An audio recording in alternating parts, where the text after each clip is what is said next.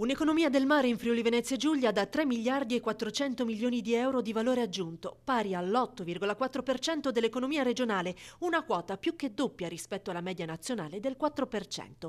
A evidenziare il risultato è il monitoraggio curato dal Centro Studi della Camera di Commercio Pordenone Udine, che prende le mosse dal 13° rapporto nazionale sull'economia del mare di Unioncamere, con dati relativi all'anno 2023.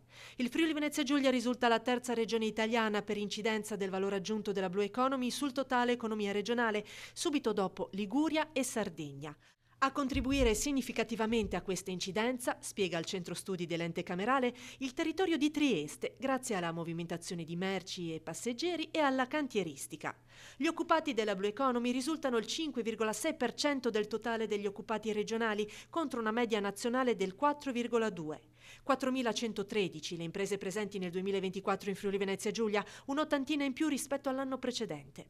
La regione, informa inoltre il centro studi della Camera di Commercio Pordenone Udine, detiene il primato nazionale per dotazione infrastrutturale, 164,5 posti barca per chilometro di litorale, contro la media italiana di 21. Sul fronte estero, l'export di navi e imbarcazioni ha raggiunto nel 2024 i 2,89 miliardi di euro, quasi il 47% in più sul 2023 a prezzi correnti, con un saldo commerciale positivo di oltre 2,7 miliardi. I principali partner risultano Stati Uniti, Svizzera e Regno Unito.